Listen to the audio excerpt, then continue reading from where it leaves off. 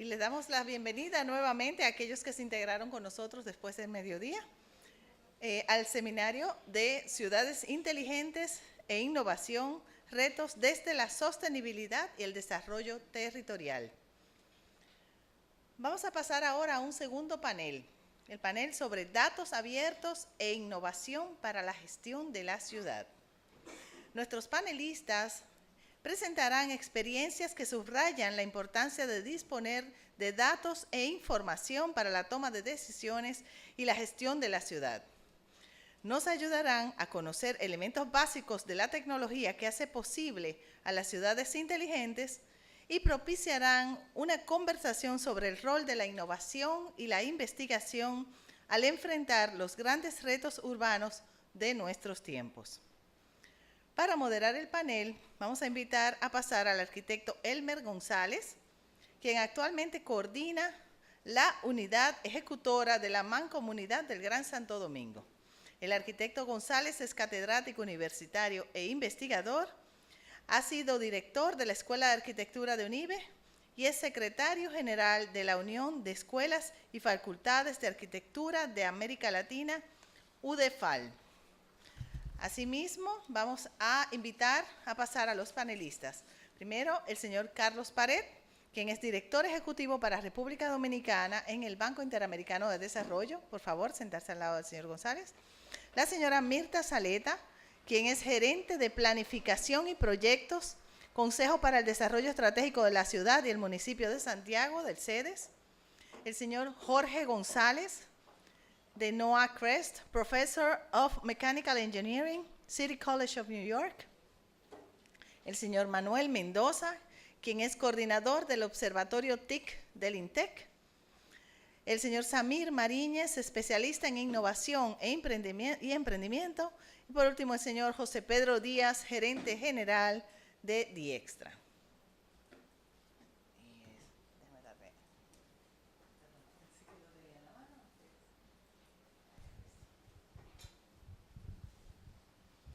Buenas tardes. Buenas tardes.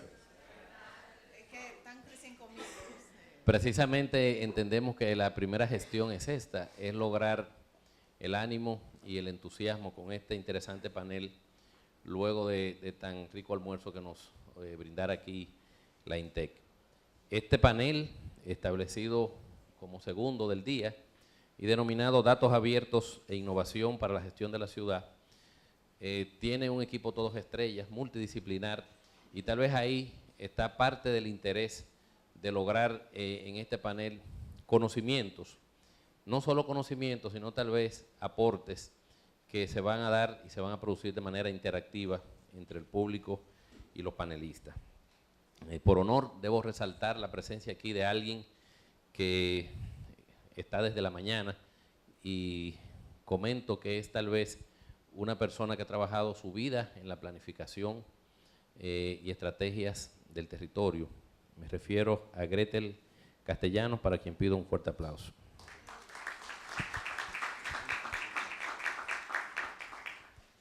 Bien, y aquí se me hace un poquito más fácil, puesto que siempre los arquitectos estamos presentando arquitectos.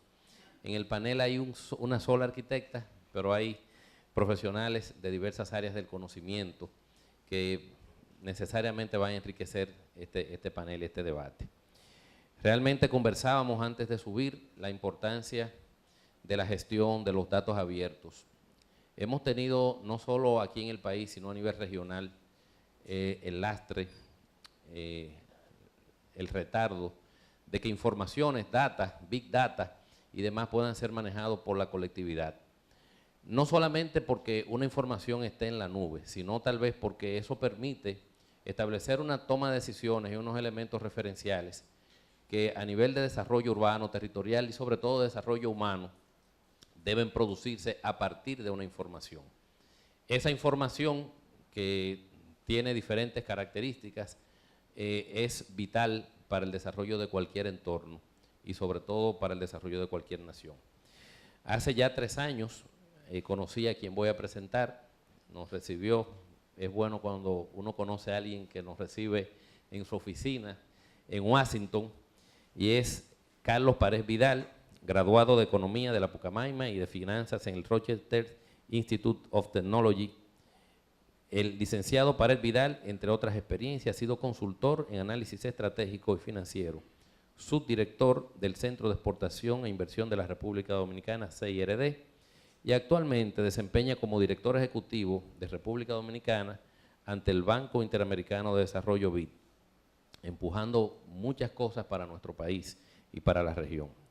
Su experiencia profesional se complementa con participación en programas de voluntariado y servicio social. Recibamos con un aplauso a Carlos Pared Vidal. Claro. Bueno, muy buenas tardes a todos y a todas. La presentación... ¿Puedo utilizar también el micrófono? Yo creo que aquí ya sí, aquel que no me pueda escuchar lo puede tener mayor, me puede escuchar más claramente, ¿no? Yo represento a República Dominicana ante el BID, soy el director ejecutivo de República Dominicana ante el BID y soy un apasionado del tema de innovación y ciudades, a lo cual le agradezco mucho esta invitación. Si la tecnología me ayuda acá con los datos. Voy a iniciar mi presentación pidiéndole a todos acá que de una manera u otra puedan imaginarse lo que significa que la tecnología pueda ayudarle a tener una mejor y una mayor calidad de vida. Cómo la tecnología puede hacer que de estar en tapones por 2 horas, 2 horas y media para llegar a su casa, puedan llegar a 1 hora a su casa y pueda tener más tiempo con sus hijos, haciendo la tarea, cumpliendo, preguntándole qué sueños tienen, preguntándole qué quieren ser cuando sean grandes. O bien que la tecnología permita que si tú estás manejando y algún sensor identifica de que puedes estar cabeceando, de que te estás durmiendo, a tu reloj inteligente, a tu iWatch, a tu Fitbit, te dé una vibración que te pueda despertar. Este último ejemplo que estoy dando no es un ejemplo de Finlandia ni de Estonia, es un ejemplo que surgió justamente en un proyecto que el banco financió hace unos cuantos meses en Medellín. Son proyectos que están surgiendo en Latinoamérica y que están llamando y están dando cuenta de por qué el tema de los datos es un elemento esencial para las nuevas políticas urbanas y la política de ciudad. Pero antes de esto, habría que ver el contexto de por qué esto es importante y por qué para Latinoamérica tiene mayor relevancia. Y es en gran medida por este mapa que uno ve acá, en donde se refleja que Latinoamérica es una de las regiones más urbanizadas del planeta. Un 80% de la población de Latinoamérica vive en ciudades. Es la segunda región más urbanizada del mundo, solamente superada por Norteamérica. Y eso trae consigo una serie de desafíos urbanos que todos conocemos. Asentamientos informales, inequidad, una división de quién tiene acceso hacia lo digital, hacia los datos y demás. Temas de desarrollo económico que todos conocemos. Y se produce mucho de la batalla del huevo y la gallina, de si necesitamos lo digital para resolver el problema o si, como vemos acá, la urbanización provoca mucha mayor apertura digital. Esto es un reporte que hizo BBVA en donde refleja que mientras más urbanizado es un país, mucho mayor apertura hacia la digitalidad tú tienes. Y eso trae, bajo un prisma de la 4ª revolución industrial que tenemos, trae nuevos retos, muchas soluciones, pero nuevos retos. Un prisma de una 4ª revolución industrial que, como The Economist en una revista estableció, el gran protagonista de esta 4ª revolución industrial son los datos. The Economist llamó a los datos, a la data, a la estadística, el petróleo de la nueva economía. Si se fijan en esta portada, uno ve nombres de compañías como Google, Facebook, Amazon, Uber, Tesla, compañías que uno lo asocia con lo tech, con lo tecnológico. Y uno dirá, ¿cuál es el punto común que tienen cada una de estas compañías? El punto común que tienen son los datos. Entonces, estamos guiándonos hacia un mundo con mucho mayor complejidad urbana, pero sobre todo mucho más dependiente de los datos. Y eso nos procura y nos hace reflexionar de que con los grandes desafíos urbanos que tenemos y con la gran y bajo el paradigma de la economía digital que vivimos, ¿cuál es el rol que deben cumplir estos en políticas urbanas? Desde mi punto de vista, anteriormente uno podía ver los datos como un lujo, como una gran adicionalidad para manejar una ciudad, para poder hacer un buen gobierno urbano. Pero en esta realidad que vivimos, es algo que es necesario y es urgente tomarlo en cuenta. Porque los datos son la materia prima para que los gobiernos municipales, para que las ciudades puedan tener políticas que generen confianza y legitimidad con la ciudadanía. Porque la generación de confianza y legitimidad se da con 3 ingredientes. Con un gobierno que pueda escuchar de manera inclusiva y proactiva las demandas de la ciudadanía, con un gobierno que pueda decir claramente lo que va a hacer y con un gobierno que lo haga de la manera más rápida y más costo efectiva posible. Es algo relativamente sencillo, pero que se hace complicado en la gestión, que es escuchar, decir y hacer. Y esto se convierte en un gobierno municipal, en una gobernanza municipal con mucho mayor participación, mucho mayor transparencia y mucho mayor eficiencia. Y los datos en este nuevo paradigma de cuarta revolución industrial que nosotros vivimos, con las tecnologías disruptivas como inteligencia artificial, machine learning, sensores y demás, lo que procuran y hacen de manera, muchas veces sin nosotros darnos cuenta, es generar gobernanza, espacios de gobernanza mucho más participativos, mucho más transparentes y mucho más eficientes. Y esto va transformándose en otros espacios. En mi presentación, que ya la voy a culminar para dar más espacio a las preguntas y respuestas y a los otros colegas que están acá en este excelente panel, yo voy a poner un ejemplo en donde el banco y el BID ha podido venir trabajando en temas de participación, transparencia y eficiencia, teniendo la mentalidad de datos detrás. El primer ejemplo es en la participación y el rol que tiene y la vinculación que tienen los datos y la participación, en principio es que ya todos los que estamos acá somos creadores y recolectores de datos sin darnos cuenta. La gran diferencia es que antes uno tenía que hacer uno tenía que estar activo para crear un dato. Hoy con los celulares estamos creando movimientos y patrones sin nosotros percibirlos de manera pasiva, pero eso también permea a que haya más espacios de co-creación para la política pública. Y este es el caso de Hackамéricas. Hackaméricas lo hicimos en República Dominicana ya hace un mes, que fue un espacio de co-creación de 48 horas tratando de crear modelos de negocio que puedan tratar de solucionar el problema de movilidad urbana que tenemos. La facilidad que tenemos en el día a día de ir creando datos va haciendo que también en nuestra forma de ver la solución de los problemas y de crear soluciones para los problemas, seamos mucho más participativos y mucho más co-creadores. Y en esa co-creación, el proyecto que resultó ganador, fue un proyecto que busca, mediante la digitalidad, incentivar buenos comportamientos para manejar mejor, vinculando cupones, como uno conoce en las cuponeras que uno ve acá, con la digitalidad que permita medir el buen comportamiento, y fue el proyecto que resultó ganador y que ahora va a competir en la competencia regional.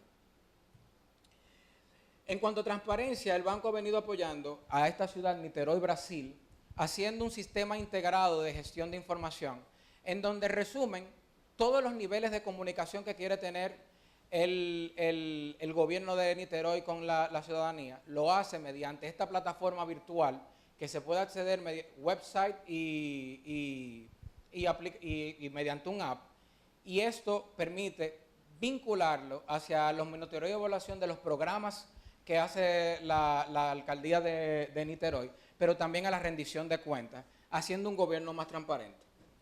Y por último, cuando uno escucha de Smart Cities y cuando uno escucha de la importancia de los datos para la gobernanza de las ciudades, en donde uno más se asocia es en cómo hacer los gobiernos más eficientes. Y aquí es donde los datos comienzan a tener su clímax y su mayor relevancia, en donde de manera automática los datos autogeneran nuevos datos. Y eso comienza con inteligencia artificial, machine learning y otras aplicaciones ya mucho más aterrizadas, a tener gobiernos y servicios urbanos mucho más eficientes, en donde los modelos predictivos te permiten no solamente identificar las mejores rutas de autobuses, como el Mapatón en Ciudad de México, pero también modelos predictivos para saber qué restaurante es mucho más sano o tiene mucho mayor calidad en Chicago, y en Uruguay, por ejemplo, permite de manera predictiva y automática identificar cuando tú tienes y visitas un establecimiento que tenga, que se compre algo con plástico, un empaque con plástico, y te mapea los principales lugares de reciclaje que se tienen. En resumen, el mensaje que yo quisiese dar es que si bien uno puede hablar de Smart Cities y de datos muy hacia el ambiente tecnológico, aquí lo importante es muchas veces razonar para qué eso es importante, qué es lo que brinda esa tecnología en un gobierno de ciudad. Y en mi punto de vista es un elemento esencial para poder tener políticas que generen confianza y legitimidad en la ciudadanía con los gobiernos, porque te facilita el escuchar, el decir y el hacer. En otras palabras, te hace un gobierno más participativo, más transparente y mucho más eficiente. Lo dejo hasta ahí, le doy la oportunidad a los otros colegas de participar con su presentación. Un fuerte aplauso para Carlos Pared Vidal. Muchas de las iniciativas que se están dando es con Carlos como bujía inspiradora allá en el BID, y que se están dando y se producirán en los próximos años. Es importante poner atención a lo que dice Pedro Ortiz, y se relaciona con lo que comentabas, Carlos. Cuando la administración selecciona la solución adecuada como indicador, y sobre todo el tiempo en que la administración o gobernanza de cualquier ciudad tarda en aplicar esas soluciones correctas. Hay un término desarrollado que no solamente es el Smart City, sino que es la inteligencia metropolitana, no solamente fundamentada a una ciudad en específica, sino a ese conjunto urbano que se da en un entorno específico a una ciudad. Gracias, excelente participación, Carlos. Y ahora sí presentamos una colega, Mirta Saleta, es arquitecta, magna cum laude y docente de la Pontificia Universidad Católica Madre y Maestra. Establece un máster oficial en edificaciones de la Universidad Politécnica de Madrid, España, entre otros estudios de posgrado. Actualmente lidera la coordinación técnica del programa de la USAID para la reducción de riesgo en los municipios de Santiago y Las Terrenas. Asimismo, Mirta es coautora del Plan de Acción de Santiago de los Caballeros, Ciudad Sostenible, vía la consultoría para el Banco Interamericano del Desarrollo BID. O sea que hay un vínculo que se da aquí también entre Carlos y Mirta. Entre otras cosas, y uno de los elementos que conversábamos los panelistas antes de subir, es todo ese desarrollo que se mostró en el primer panel de la mañana sobre la ciudad de Santiago. Decía Samir que esa es una información, y decía también el amigo José Pedro la importancia de que esa información se pueda vertir. ¿Cuáles han sido los modelos de desarrollo que ha tenido esa ciudad, que ha tenido esa región, que tal vez deben ser imitados o emulados en otras regiones del país y tal vez del Caribe? Con esto iniciamos la presentación, pidiendo un fuerte aplauso para Mirta Saleta.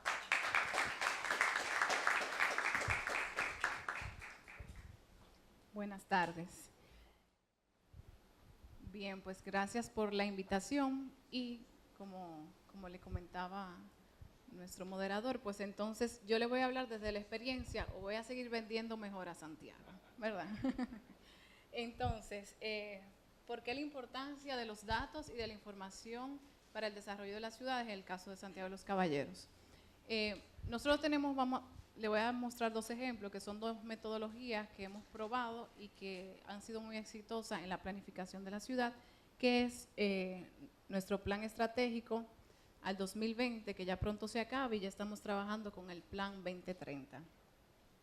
Inicialmente, para crear este plan, pues creamos unas comisiones técnicas y en base a datos e información se crea un diagnóstico, se formula el plan, se crea la visión hacia el 2020, se hace unas asambleas comunitarias donde toda esta información, todos estos datos, todo este diagnóstico y las propuestas se validan con la comunidad. No solamente se queda a nivel técnico, y luego esto entonces se aprueba unanimidad en el Consejo de Regidores y es nuestra agenda oficial al 2020. Y pronto entonces la vamos a renovar al 2030. Este plan, bueno, contempla unos objetivos estratégicos que se dividen en diferentes aspectos importantes de la ciudad, como es la parte de la sostenibilidad ambiental, la parte participativa, cultural, emprendedor y economía, y la parte del ordenamiento territorial. Entonces, ¿de dónde sacamos toda esta información para elaborar este diagnóstico y formular este plan? Bueno, de los datos, de la información. Estos datos, bueno, se vuelven unos indicadores que se convierten en dimensiones, variables y finalizan en los ejes estratégicos que le había comentado anteriormente. Y aparte, estos datos que más nos sirven nos permiten crear una línea basal en donde en ese momento, en el 2010, tenemos una situación de la ciudad y una visión al 2020 que esperamos revisar a ver si se llegó a cumplir la meta que soñamos. Entonces, esta metodología, muy buena, ¿verdad? Pero nos faltó un pequeño, vamos a decir, una pequeña variable que no se había contemplado, que era la variable cambio climático y sostenibilidad ambiental, que luego viene con la iniciativa de ciudades emergentes y sostenibles del Banco Interamericano, que busca, en vez de nuestros ejes estratégicos, unos pilares basados en la sostenibilidad ambiental, urbana y fiscal. Entonces, volvemos otra vez a nuestros escalones. Partimos de datos, de información, indicadores. Aquí variamos a temas. Tomamos en cuenta unos criterios de priorización que terminamos en unos pilares. Y bueno, esta iniciativa son varias fases, también para poder lograr vamos a decir, la publicación del documento y luego entonces la implementación y ejecución de estas iniciativas, donde partimos con una serie de indicadores, 117 indicadores que se tomaron de la ciudad de Santiago en base a datos, la calidad del agua, qué población tiene acceso al agua y así otros temas. Y unos rangos que se definían. Tanto por ciento, pues es verde, está excelente la ciudad y hasta ahora vamos a mantenerlo así. Quedaba en amarillo, bueno, hay que monitorearlo y hay que ver cómo se mejora. Está en rojo, pues hay que hacer una acción urgente de intervención a ese tema. Entonces, de esos 117 indicadores, teníamos en ese momento, en 2013, 20 indicadores en verde, 32 en amarillo y 41 en rojo. O sea que, un poco grave. Entonces, aparte de eso, seguimos obteniendo más datos, más informaciones que nos alimentan 3 estudios bases. Uno de un inventario de gases de efecto invernadero, donde Santiago de los Caballeros emite 3.32 toneladas de dióxido de carbono por habitante. Está por encima de la media de Latinoamérica, pero por debajo de la media mundial. Aparte de eso, unos estudios de vulnerabilidad, donde vemos cuáles son los daños humanos y económicos cada vez que acontecen desastres, como son inundaciones, como son sismos y como es el factor viento cuando hay huracanes. Y también, en base a datos actuales y existentes en ese momento, un estudio de crecimiento de la huella urbana, donde preveíamos, si la ciudad sigue creciendo desorganizada, ¿cómo va? ¿Hasta dónde llegaría? Si entonces hacemos intervenciones y acciones óptimas para regular esto y que sea una ciudad sostenible, o unas intervenciones intermedias. Y también estimamos cuánto le costaría a la ciudad la inversión en mantener el desorden que lleva o las soluciones óptimas. Y efectivamente, si vamos por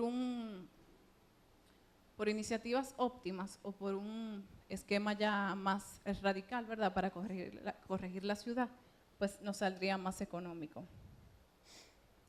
Aparte de esta iniciativa, en base a todos estos datos recolectados, estos estudios y todas estas informaciones, ya prioriza en base a una matriz y nos da los resultados de hacia dónde va Santiago en base a unas líneas estratégicas que propone estas intervenciones.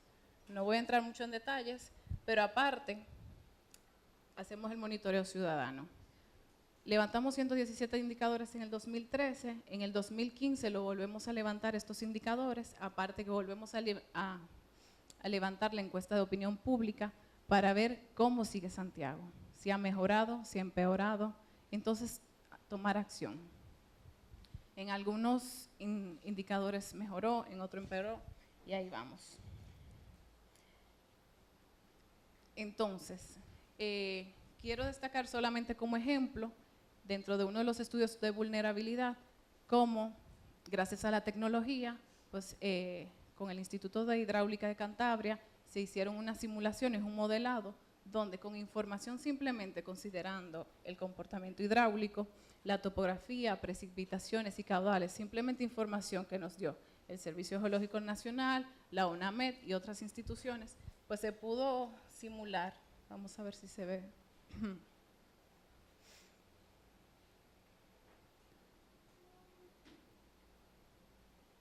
Creo que sí, que se va a ver el video, pero bueno, si no se ve aquí, minimizamos, sí. Entonces, donde aquí pudimos simular cómo ante un periodo de retorno, pues, y ante un cierto caudal de lluvia, cómo se puede ir inundando la ciudad de Santiago.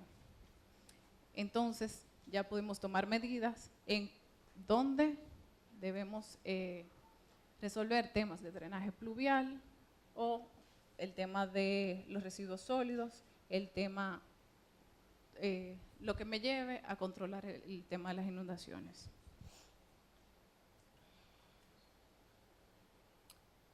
Y otro ejemplo es que gracias a estas simulaciones, en base a todos estos datos e información obtenida, dentro de nuestro plan de acción se definió una línea de intervención urbana transformadora que trabajaba el tema de un anillo verde urbano. En este anillo verde urbano estamos actualmente trabajando con los estudios de preinversión para una intervención en el río Yaque del Norte. Y aquí entonces estamos considerando el trabajo de los sistemas, de un sistema urbano de drenaje pluvial sostenible para, vamos a decir, para solucionar ese video que le enseñé anteriormente, el tema de las inundaciones, y es como por soluciones sostenibles pudiéramos controlar entonces esta información que pudimos obtener gracias a estos datos y a estas simulaciones, y es como simplemente, aquí vemos una imagen de un antes y un después, creando ciertos sistemas naturales, donde la naturaleza entonces nos ayuda a controlar este tema. Entonces simplemente esta era mi intervención, y era destacar lo importante que es la información, lo importante que es los datos, para soñar, para crear y para planificar las ciudades. Gracias.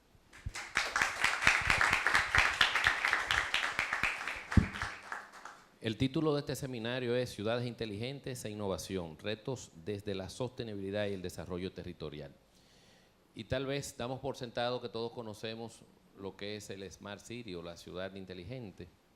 Yo estuve analizando 10 dimensiones que son clave en este término y están gobernanza, planificación urbana, gestión pública, tecnología, medio ambiente, proyección internacional, cohesión social, movilidad y transporte, además de capital humano y economía. Pero estos son términos que son elásticos y que deben de una u otra manera, como dijo Miguel de Mena en el 2004, la urbanística dominicana debe ser repensada más allá de sus contabilidades. Si vamos a contabilidades, en términos de proporción, Santo Domingo, proporción cuantitativa, es mucho mayor que Santiago. Sin embargo, en términos de cualidades, si evaluamos Santiago con todo lo que se ha estado mostrando aquí y ese empuje que tiene, realmente lleva una milla de ventaja en algunos aspectos. Así que felicidades a los que gestionan esa ciudad y felicidades a ti, Mirta, por esta participación en este panel. Nuestro próximo panelista es Jorge González. Somos casi primos, Jorge González también. Doctor en Ingeniería. Qué interesante panel y qué multidisciplinar panel este. Profesor del Centro para Ciencias de los Sistemas Terrestres y Tecnologías de Sensores Remotos de la Administración Federal de la Atmósfera y los Océanos de los Estados Unidos. Es un investigador con más de 20 años de experiencia y numerosos trabajos publicados en temas como ciencias del clima, hidrología, efectos del cambio climático, entre otros. Desde hace más de 5 años colabora con el INTET en investigaciones relacionadas con los efectos del cambio climático en la República Dominicana. Recibamos con otro fuerte aplauso a Jorge González.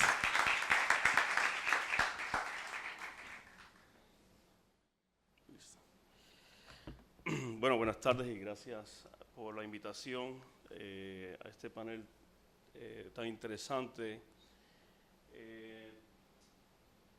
Les quisiera compartir algo sobre la experiencia que hemos estado colaborando en la ciudad de Nueva York, tomando el tema de la ponente anterior, Mirta, sobre cómo consideraciones del cambio climático en nuestra planificación urbana. Y la experiencia viene de una perspectiva de participación en el panel de cambio climático de la ciudad de Nueva York, el cual incorpora esta información de cambio climático en el desarrollo de nuestra ciudad. Y obviamente es obvio que motiva esta iniciativa, es que hemos continuado experimentando eventos extremos con mucha frecuencia y está muy vigente en la memoria de la ciudad que el cambio climático es real. Es decir, que no es hipotético para el caso nuestro y muy seguramente en muchos de los países tropicales y subtropicales, incluyendo la República y toda la isla española. Bueno, así que la idea es compartir esta experiencia y quizás podemos aprender algo, quizás no. Y este panel es convocado por el alcalde de la ciudad. Lo comenzó el alcalde Blomberg y hoy día es una ley local. Le llamamos la Ley 42. Y la ciudad toma en consideración la información del panel de cambio climático en toda la planificación futura y también en inversiones adicionalmente. En este momento estamos en la versión, una tercera versión del panel. Y ahí, bueno, no vamos a leer todo esto, pero lo que indica es que el panel de cambio climático de la ciudad es convocado por científicos de la región que tienen el mayor expertise en estas áreas y es independiente de la ciudad. Es decir, que no estamos adheridos ninguno de los miembros a la ciudad, y esto para evitar algún tipo de bias. En la última versión le llamamos el NPCC3, New York City Panel of Climate Change.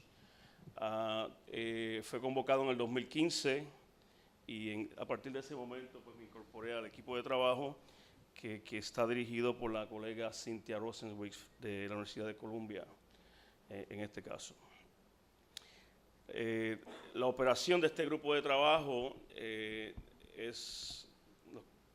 los convocamos en áreas, distintas áreas, obviamente avanzar la ciencia de cambio climático en áreas urbanas, con nuevas metodologías, y en este caso nos enfocamos también en áreas de impacto, en áreas de lo que llamamos infraestructura crítica, como son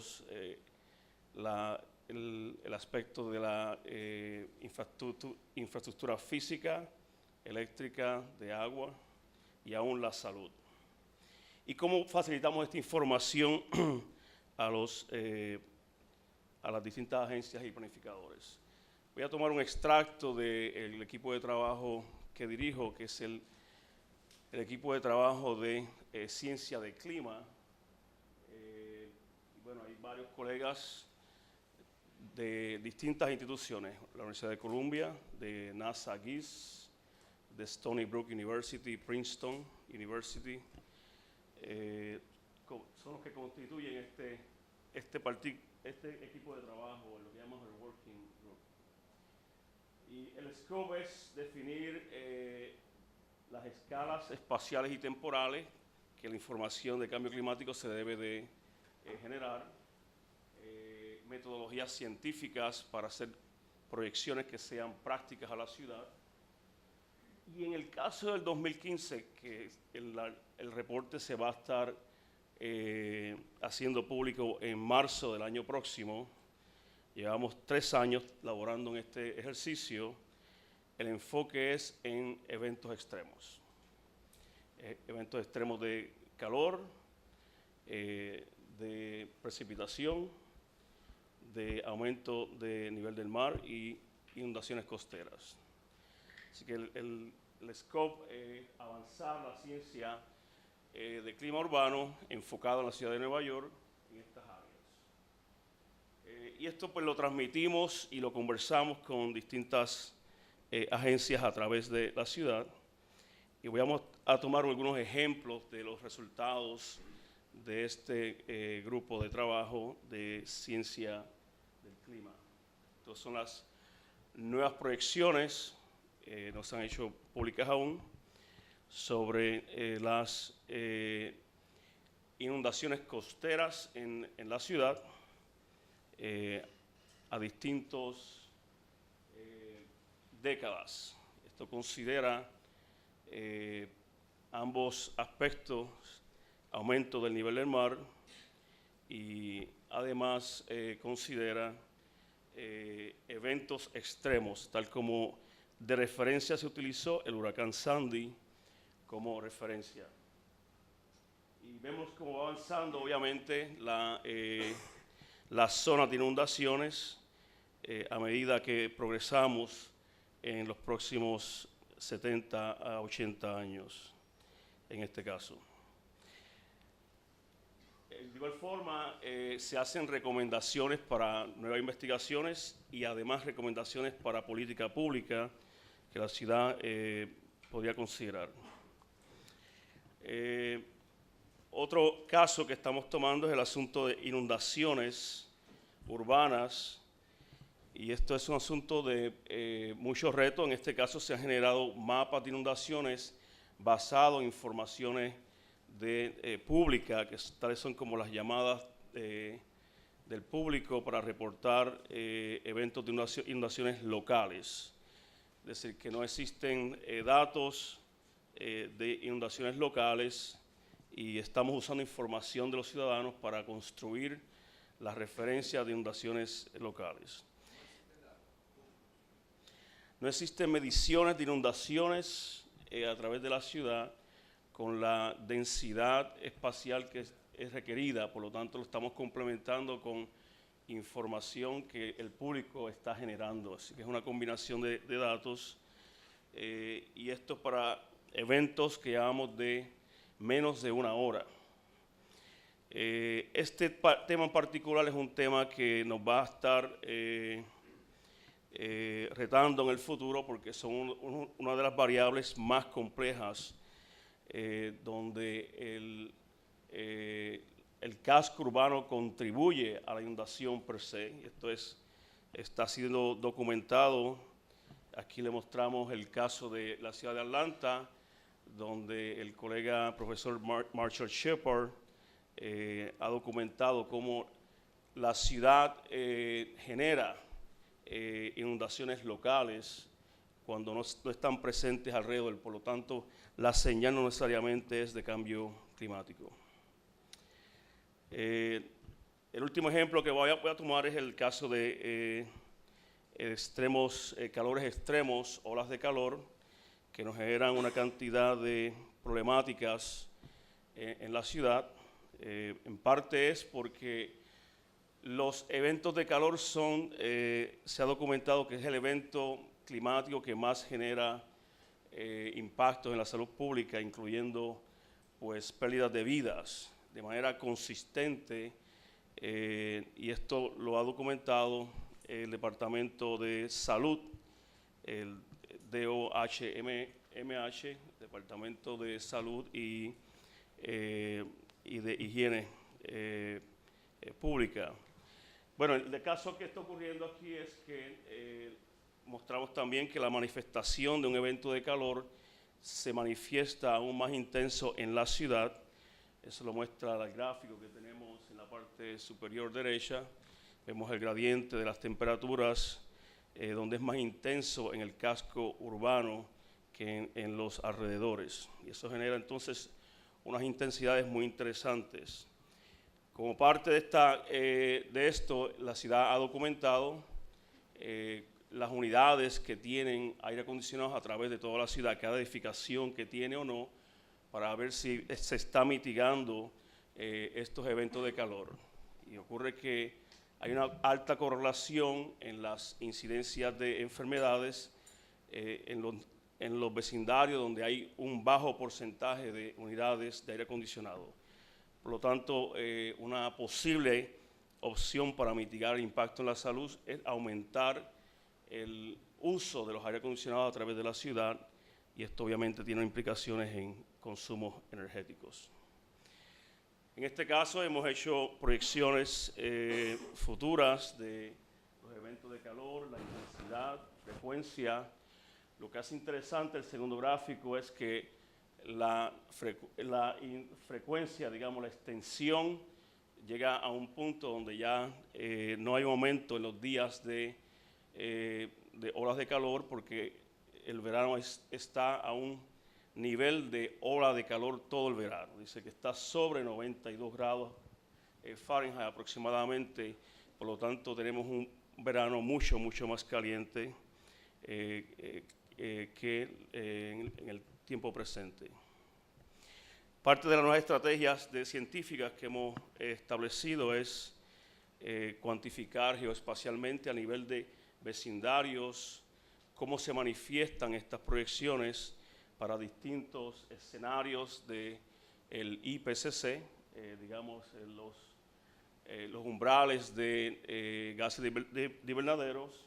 El Acuerdo de París está al 2.5 y entendemos que no es una buena referencia porque las políticas mundiales no apuntan a que se va a a honrar este acuerdo. Por lo tanto, estamos utilizando el escenario de 4.5 y 8.5 y estamos generando proyecciones para el 2050 aproximadamente y también para el 2090 a alta resolución. Y podemos ver qué vecindarios podrían estar más afectados en casos de eventos de calor extremo. Una variable que no se había considerado en los paneles anteriores es el factor de humedad, que combinado con temperatura genera entonces unos estados muy de alto riesgo a la salud, porque llamamos el índice de calor, es decir, que el aumento en hospitalizaciones es mucho mayor debido a cuando se combina temperatura y humedad.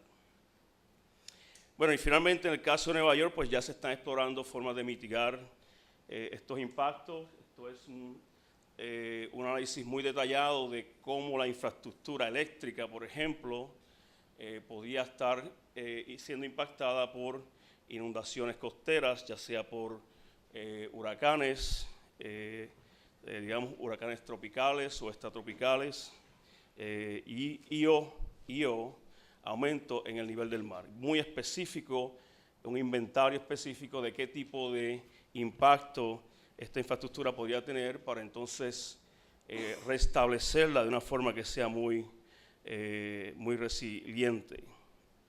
De igual forma, anticipando aumentos en temperaturas de verano, de digamos temperaturas máximas, olas de calor.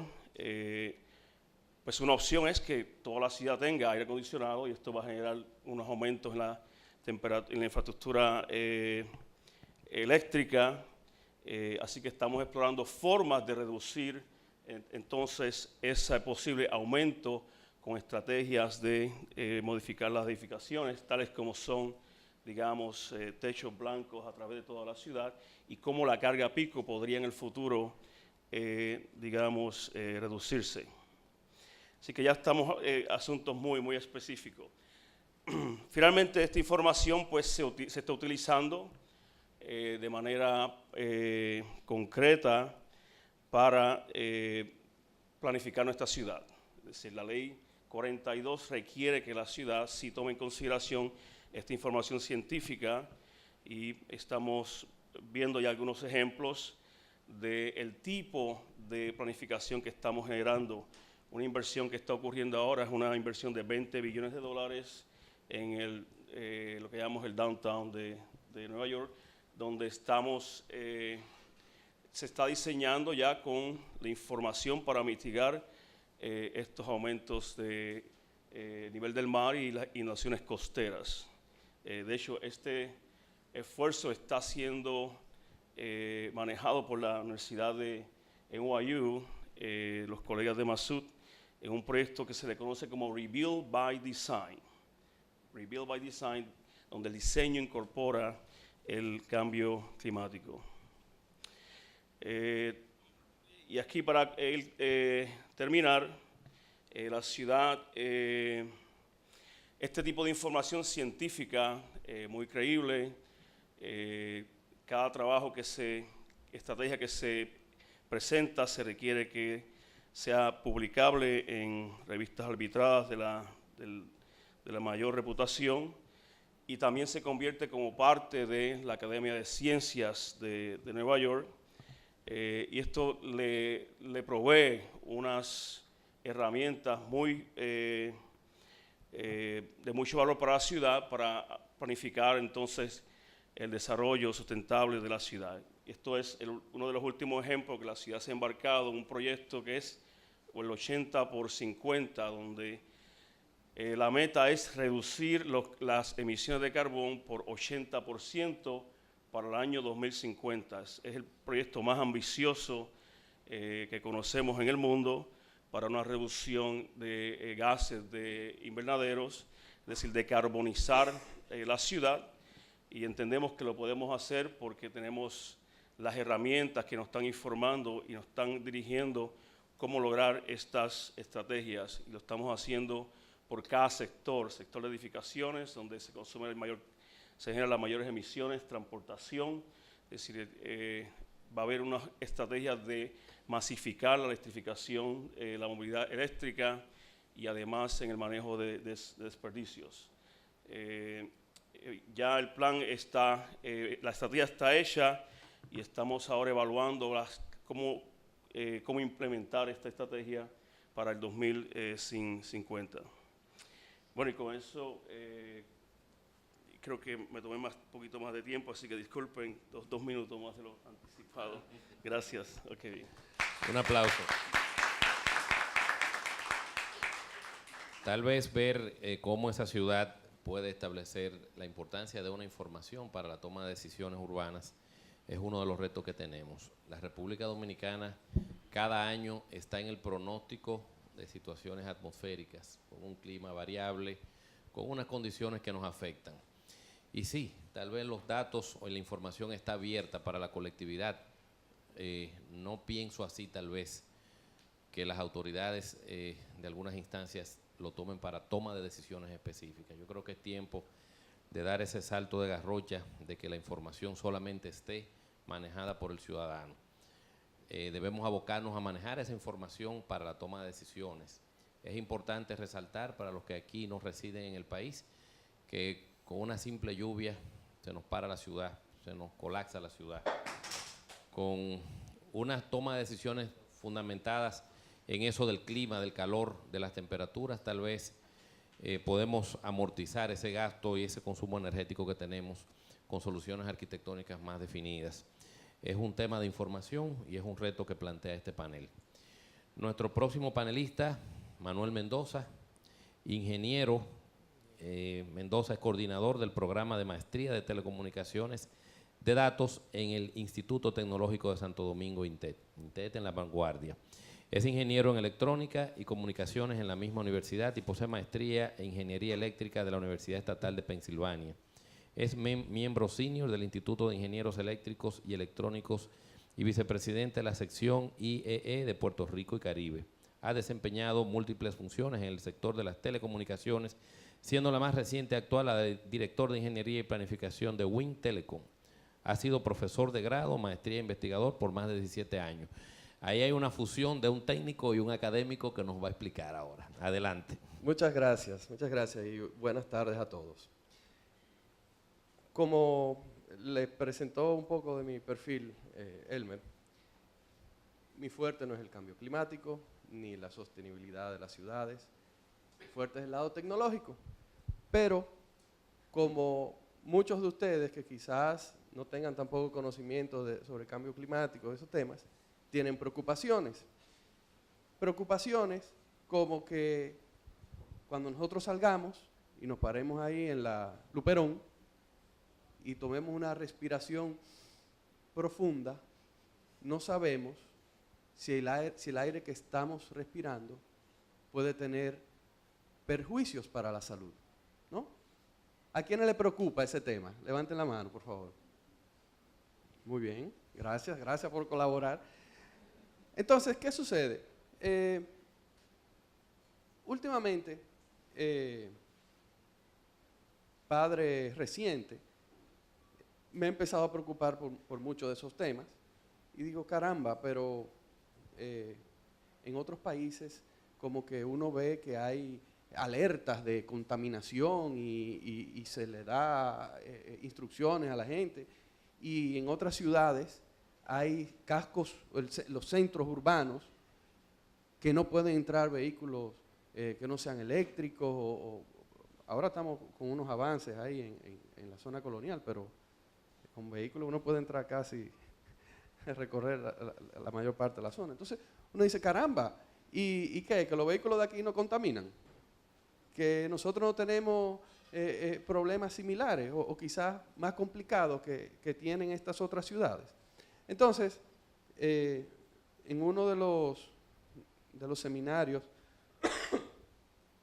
estoy pensando en el aire que voy a respirar ahorita, en uno de los seminarios que participo dentro del Instituto de Ingenieros Eléctricos y Electrónicos, que es una institución de mucho renombre a nivel mundial, entramos en contacto con unas personas de la Universidad de Chicago que tienen un proyecto que se llama Array of Things, ¿okay? Que es, digamos que llevando ese concepto del Internet de las cosas a un arreglo de nodos, ¿okay? Que sirven para medir la calidad de vida en la ciudad de Chicago y lo están llevando a otra ciudad. Entonces dijimos, caramba, pero esto sería de mucho interés para nuestro país, donde, como mencionaban, existe una debilidad en la data que existe sobre mediciones de muchos parámetros, no solo de contaminación atmosférica, sino climatológica, de calidad de vida en general. Entonces, decidimos, bueno, vamos a agarrar esta iniciativa y vamos a tratar de ponerla en operación. Contactamos a los responsables de esta iniciativa en la Universidad de Chicago y del Urban Center for Computation and Data, y hemos iniciado una colaboración para implementar los primeros arreglos de sensores en el país. Entonces, quiero mencionar un poco sobre de qué trata la infraestructura y finalmente dejar algunas ideas de quizás lo que nosotros aportaríamos a ese proyecto, que es hacer adaptaciones a esta infraestructura para atender algunos problemas que son muy locales nuestros, porque seguro que la otra pregunta que esperaría que levantara mucho la mano es que si a ustedes les preocupa que la calidad del aire que respiramos empeora cuando se va la luz. ¿Ok? Entonces, es una pregunta que probablemente hay que ser dominicano, conocer un poco de las situaciones que se dan aquí para uno decir, quizá me preocupo del ruido que se genera extra. Entonces, hay una serie de cosas que en otros países no se ven que nosotros podemos aportar a estas investigaciones. Entonces, esta plataforma con la que estaremos trabajando a partir del año que viene es una plataforma de computación open hardware, o sea que otros diseñadores pueden ayudar a incluir sensores y a incluir componentes a este hardware open software, y tiene un repositorio de open data. O sea que la información puede estar disponible para todo el que la requiere y quiera hacer investigaciones sobre ese tema. ¿Y cuál es la información que captura esta plataforma? Primero, factores climáticos, y se hacen con una tecnología que ya es bastante madura, de bajo costo, ¿okay? Parámetros como temperatura, presión barométrica, humedad, intensidad de luz, radiación ultravioleta, infrarrojo, campo magnético, vibración e intensidad de sonido. ¿Okay? Estas son cosas que ojalá existiera una base de datos con formalidad, ¿no? Que uno pudiera buscar un histórico y que estuviera abierto para múltiples investigaciones que requieren esa información. Luego, para los parámetros de contaminación atmosférica es un poco más complicado, porque los mecanismos de medición, los que son quizás de mayor calidad, son muy costosos. ¿Okay? Muy costosos, tanto de que el que tiene conocimiento de estos temas, de la situación del país, sabe que es prácticamente imposible no solo adquirirlos, sino mantenerlos, porque requieren de una calibración periódica para mantener los estándares de calidad requeridos para esto. Entonces, desde hace 4 o 5 años, la tecnología de sensores ha ido mejorando mucho la calidad de las mediciones para estos parámetros que tengo ahí listados: partículas suspendidas, de monóxido de carbono, ozono, dióxido de sulfuro, todo ese listado que ustedes tienen ahí, que tiene que ver con la contaminación atmosférica. Entonces, ¿qué sucede? Estos sensores quizás no tienen la misma calidad que tienen estos sensores, quizás basados más en químicos, en una tecnología química, pero son sensores que tienen un nivel de calidad que cada vez se van acercando más al de estos sensores tradicionales. ¿Ok? O sea que estamos, desde nuestro punto de vista, y ya existe literatura que sustenta esto, que cada vez se están acercando más estos sensores electroquímicos a la calidad de las mediciones de estos sensores tradicionales, y más en un contexto como el que vivimos nosotros, donde no tenemos los fondos para poder montar estas estaciones de medición. Mejor quizás trabajar con una data que no tiene el nivel de exactitud, pero es nivel de exactitud para los niveles más bajos de presencia de esos componentes, porque según va aumentando la presencia de estos gases, de estas partículas en el aire, los niveles de exactitud sí ya empiezan a ser más adecuados. Entonces, si nosotros realmente no tenemos idea de dónde estamos, lo ideal es uno hacer un despliegue para poder tomar mediciones que nos aseguren a nosotros de que no estamos en los niveles críticos, o de que si lo estamos, entonces empecemos a tomar medidas para poder corregir la situación o documentarla debidamente. O sea que es una voz de alerta que haríamos inicialmente. Entonces, como la tecnología está en ese punto, estamos hablando de prueba, calibración y medición de estos parámetros de manera experimental. Y lo último que permite este arreglo de sensores es la habilitación de computación en el borde o en el campo ¿okay? Donde se instala este set de sensores, este nodo con sensores, permite hacer computación precisamente usando la data de los sensores, el audio y video. Entonces uno pudiera correlacionar muchas cosas. O sea, si uno está midiendo contaminación sonora, ¿ok? Uno quizá pudiera decir, bueno, se escuchó un ruido muy alto, pero ¿qué fue lo que lo causó? Quizá entonces uno compara ese sonido con el video y quizá uno ve el motor del delivery que pasó por ahí, que es el que cuando va a entregar cualquier cosa en la zona donde usted reside, usted sabe que llegó porque escuchó el motor. ¿Ok? Entonces,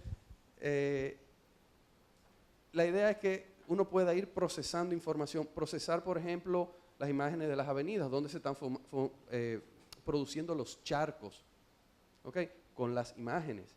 Entonces, quizá uno pudiera responder preguntas que tenemos nosotros tradicionalmente de por qué se maneja tan mal cuando llueve, ¿no? Entonces, son cosas que se pudieran hacer y realmente yo lo trato de decir de manera jocosa, pero realmente hay mucho valor en esa información que se puede generar. Entonces, mi presentación realmente es bien rápida. Esto es una imagen del arreglo de sensores, de cómo están ubicados los sensores dentro de la unidad. ¿Okay? Y para dejarles un poco de inquietud sobre el tema, quizás presentarle algunas de las investigaciones que están haciendo otras universidades basadas en esta plataforma de arreglo de sensores. ¿Okay? Estamos hablando de estrategias de mitigación de calor en ciudades. Ya ustedes vieron, por ejemplo, toda la data de la ciudad de Nueva York, interesante. La interacción de personas adultas con el medio ambiente mediante el análisis de los videos que genera esta plataforma.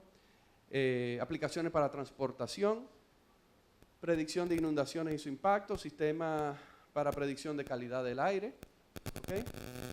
Simulación de impacto climático, predicción de clima a escala urbana, métricas de la contaminación sonora, identificación de comunidades vulnerables respecto a la calidad de aire. O sea, realmente se pudiera generar muchísima información. ¿Okay? Lamentablemente, este proyecto que estamos iniciando van a arrancar solamente con un nodo, es la primera toma de contacto para generar esta información.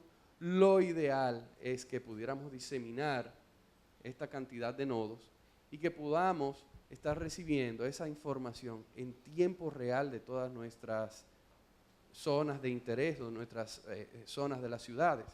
¿Okay? Imagínense que, por ejemplo, hace unos meses atrás, no sé, hubo el incendio en Duquesa y mucha gente decía, no, que ahora yo estoy tosiendo y tengo esta gripe porque se contaminó el aire. Y la data, o sea, ¿cómo sabemos que realmente hubo una contaminación y que se produjo eso? O sea, estamos a ciegas. Entonces, nuestra propuesta es iniciar por acá con este nodo de Array of Things, en colaboración con la Universidad de Chicago, y ojalá se puedan sumar más personas a esta iniciativa y podamos multiplicar estos nodos a otras regiones de la ciudad y a otras regiones del país. Muchas gracias.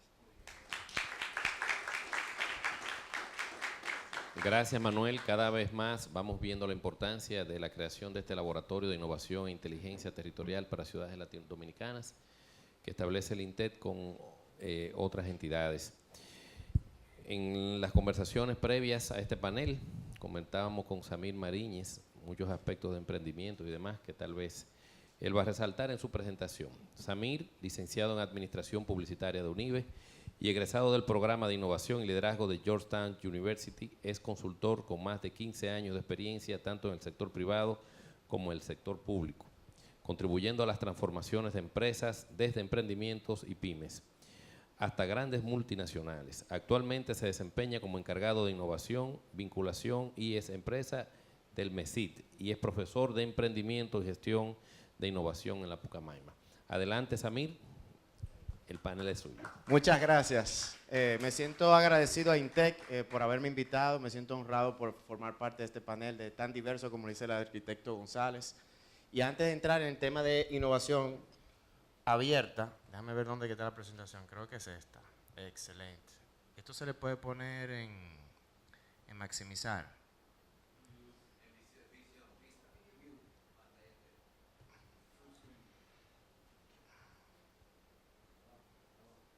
Full screen. Excelente. Bueno, antes de empezar, yo quiero hacerlos partícipes de este panel. Yo me imagino que aquí hay muchos dominicanos y todos tenemos un gran sueño, ¿verdad? ¿Cuál es el gran sueño dominicano según su perspectiva? ¿Con qué usted sueña? Usted cierra los ojos. ¿Cómo usted quisiera que República Dominicana sea? Las Águilas Ibañas, campeón de este año. Bien. No, nosotros soñamos que que este proyecto, que este programa logre vincular universidades, ciudades, en un proceso de innovación que tome en cuenta todas estas sugerencias.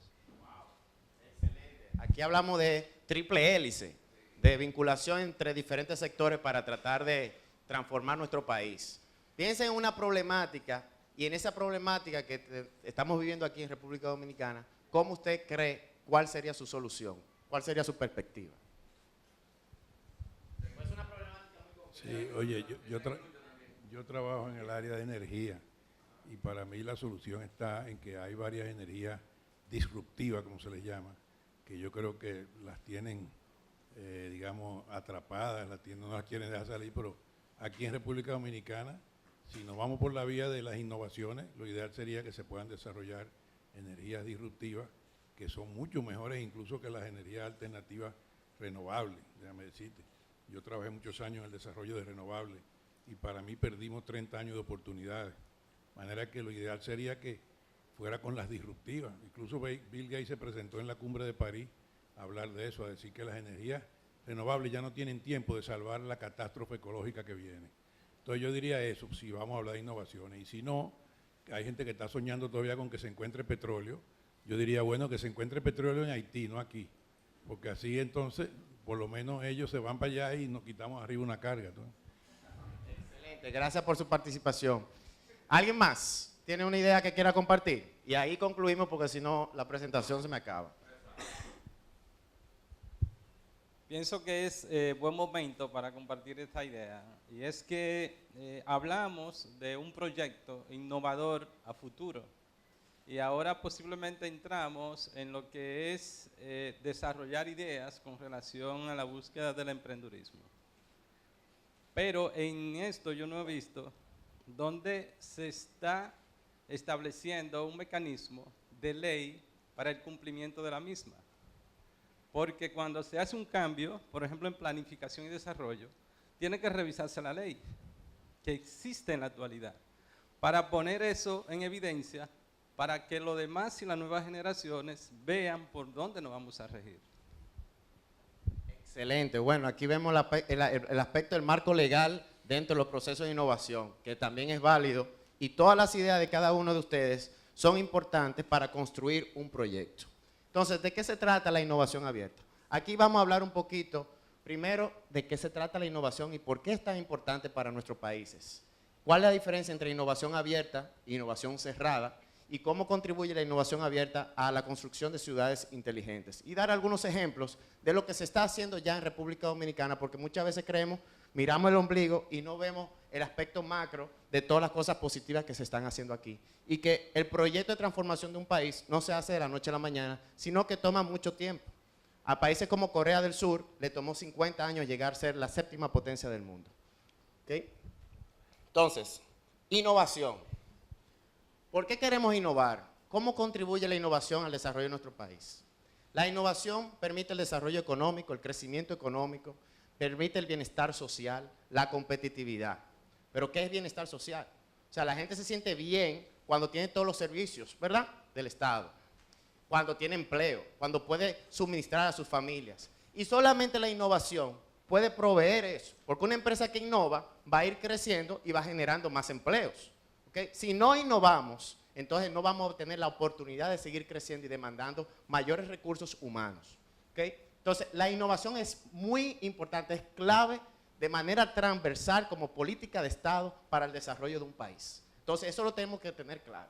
Porque si no hay transformación de un país, no solamente en temas de ciudades inteligentes, si el país no se desarrolla, vamos a seguir teniendo ciudades que no son eficientes. Entonces no podemos abordar una problemática desde un solo punto de vista.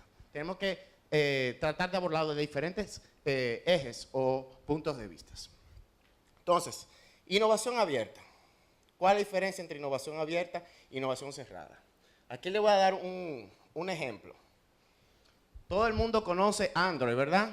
Creo que Android ocupa el 50% del mercado mundial en software de la tecnología móvil. ¿Correcto? ¿Alguien conoce esta tecnología, Android?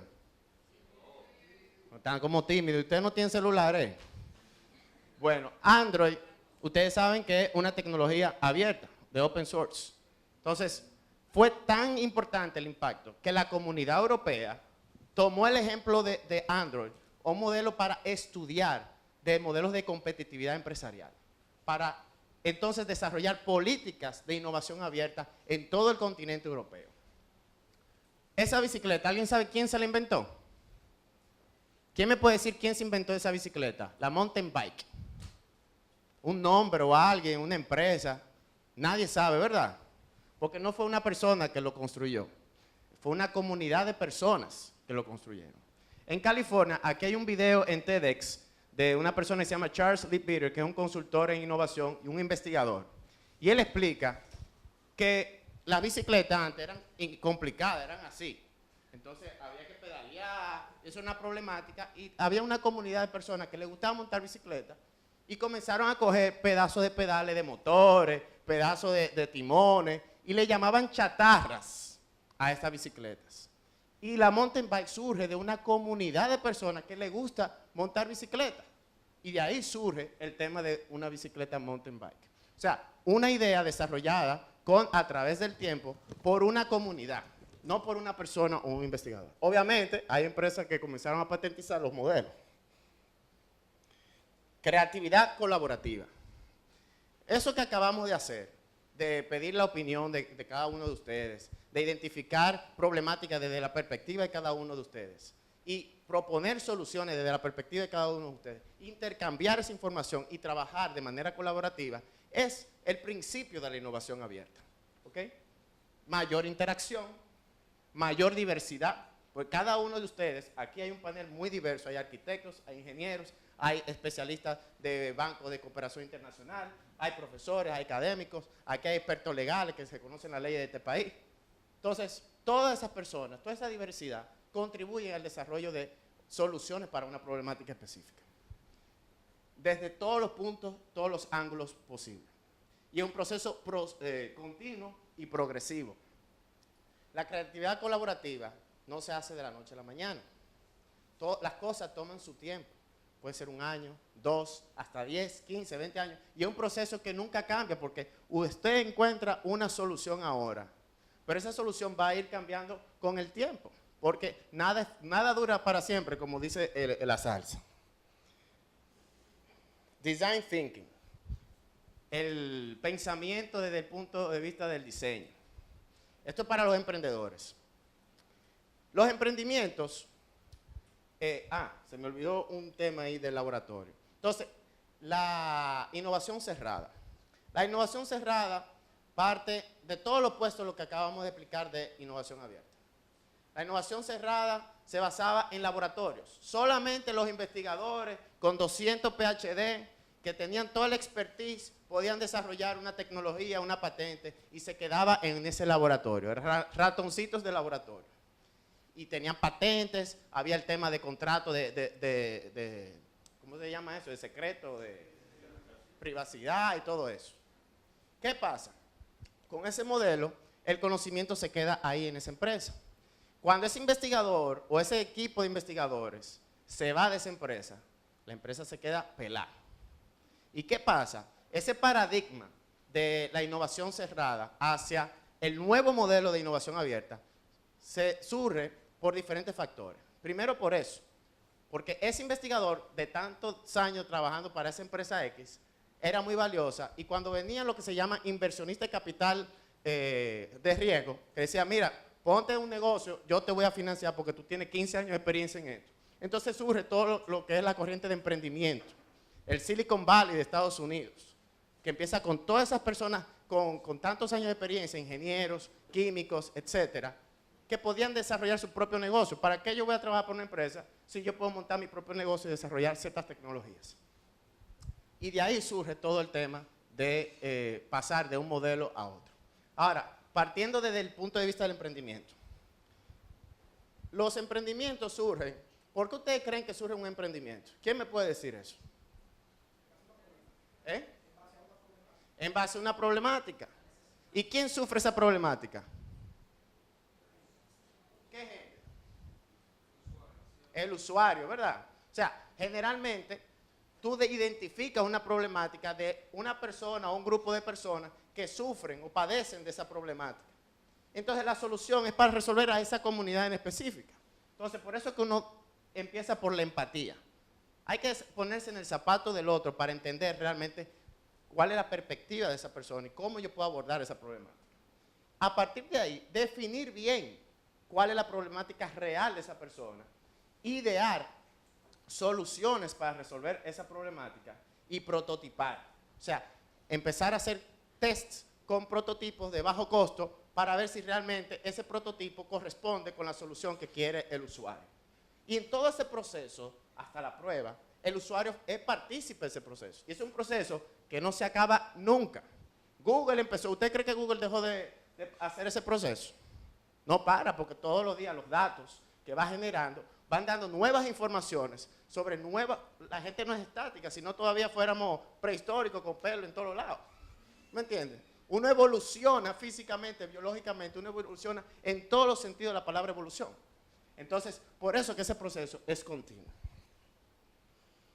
Ahí hablamos un poco de la Comunidad Europea. Y dentro, ¿qué podemos hacer nosotros desde el Estado, desde el gobierno? ¿Cuáles son las políticas públicas que nosotros debemos diseñar para poder propiciar un espacio donde la innovación abierta se dé? Y no solamente la innovación abierta, la innovación como tal. Entonces nosotros debemos crear incentivos o programas, políticas para el desarrollo de la investigación y desarrollo de innovación.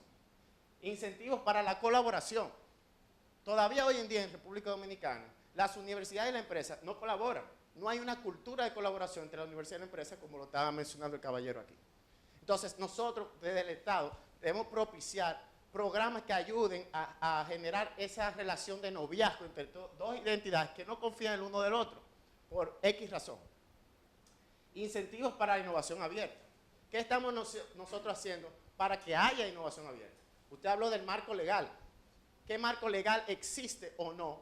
¿O qué podemos hacer para que eso se dé? O el tema de la fiscalización, el tema de incentivos fiscales, políticas de competitividad, reducción de costos relacionados a la propiedad intelectual, inversión del sector privado. El sector privado invierte en investigación y desarrollo en el país. No se sabe. ¿Cuánto invierte? No se sabe. Entonces, ¿por qué no lo hace? Digo, si lo hicieran, aparecíamos en los rankings del mundo, pero ni siquiera aparecemos en ningún ranking porque no hay datos sobre eso. No hay métricas. A lo mejor si lo hacen, 2 o 3.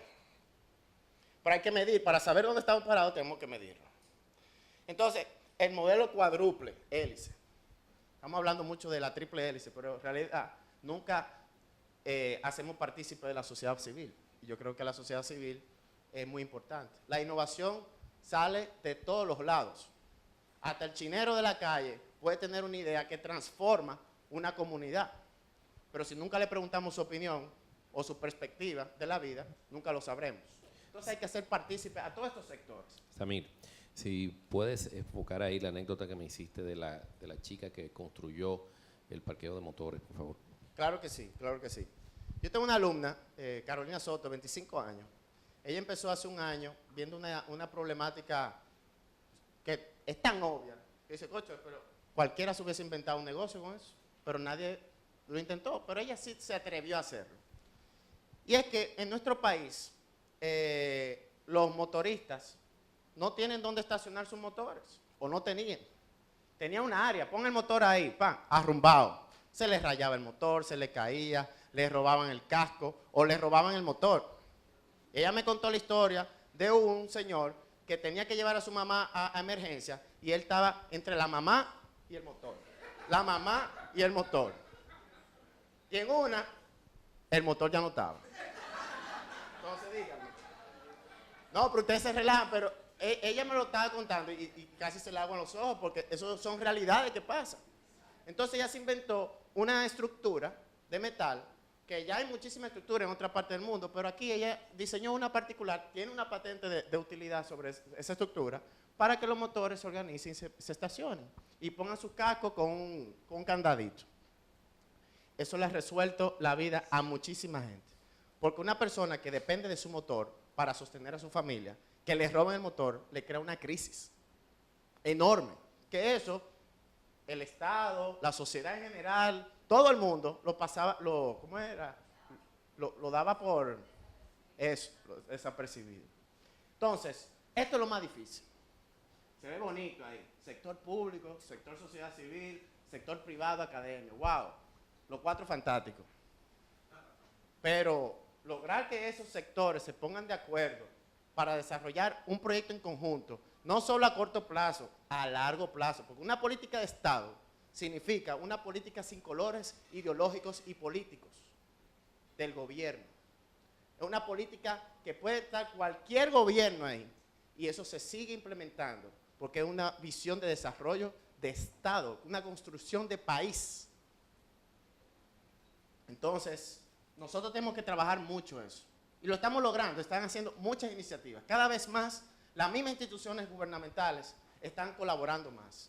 Cada vez más tenemos la academia interviniendo en proyectos. Cada vez más el sector privado toma más riesgos, tiene más confianza en intervenir, porque ya es insostenible seguir en el modelo en el que estamos. Y aquí algunos ejemplos sobre innovación en sociedad inteligente. Entonces, ¿para qué innovación abierta? La innovación abierta nos va a permitir a nosotros desarrollar gobiernos inteligentes. ¿Ustedes creen que nosotros tenemos un gobierno inteligente o se están haciendo los esfuerzos independientemente de los sentimientos X? Pero sean honestos consigo mismos. La realidad. ¿Hay esfuerzos que se están haciendo para acercar las instituciones del Estado con la comunidad? República Digital es una iniciativa que está tratando precisamente eso. Y no solamente República Digital. Hay muchas instituciones del Estado que tienen independientemente programas de transformación digital para acercar o ofrecer servicios nuevos a la ciudadanía, como el Ayuntamiento de la República de Santo Domingo. Innovación social, como había hablado el compañero Carlos Pared, de la participación en los hackathons, los ideatones, el Startup Weekend, todo eso motiva a la ciudadanía a aportar sus ideas y a construir. ¿Okay? Participación ciudadana, hacer políticas que ayuden a motivar a la participación y sobre todo la sostenibilidad. Esta semana, precisamente, por eso pongo ese loguito ahí, el Global Entrepreneurship Week, la Semana Global de Emprendimiento. Se está celebrando desde el día 12. Nosotros tenemos un día del emprendedor. Eso es lo que es la ley de emprendimiento, festejar el Día del Emprendedor. Pero más que eso, es un tema de cultura. La cultura que hoy en día vivimos, esta semana de emprendimiento, tomó 10 años para nosotros llegar aquí. Y para que haya emprendimiento, para que haya un emprendedor que diga, yo voy a crear Banreserva, a recibir capital semilla para yo desarrollar proyectos. Y hoy en día hay casos de éxito sobre eso que podemos contar. Pero tomó 10 años para empezar a comenzar a construir. O sea que quizás dentro de los próximos 10 años veremos ya quizás empresas tipo Facebook. O quizás mejor. Y estos son algunos ejemplos. Nosotros tenemos un metro, ¿verdad? Y de los metros yo creo que entran dentro de los indicadores de ciudad inteligente, ¿o no? Sí. Tenemos un teleférico, ¿verdad? Yo soy apolítico, pero hay que también resaltar la cosa positiva de nuestro país. República Digital, que ya lo mencioné, la Red Nacional de Emprendimiento, que tiene muchísimos programas y promueve al territorio nacional. Y todos estos servicios que es del Ayuntamiento de Santo Domingo, puntos de pago, el hombre se está fajando ahí, mapa de ruta ¿qué dice ahí? De eterna de vehículos pesados, cuido mi barrio, consulta pública y trae tu negocio al malecón de Santo Domingo. O sea, todas esas son iniciativas para tú involucrar, participar, hacer involucrar a la ciudadanía y para ofrecer mejores servicios a la ciudadanía. Tú primero con una iniciativa también de la vicepresidencia, Innovap, que también una iniciativa para promover los emprendimientos sociales. O sea que nosotros no estamos tan mal. bueno, si vamos a un indicador a nivel global sí, pero estamos haciendo los esfuerzos para llegar ahí. Y para eso, todos ustedes, porque la responsabilidad no es solo del Estado, la responsabilidad no es solo de la academia, la responsabilidad no es solo del sector productivo, sino también de la sociedad civil. Todos nosotros, si queremos que este país sea la Suiza del Caribe, tenemos que participar y colaborar. Muchísimas gracias.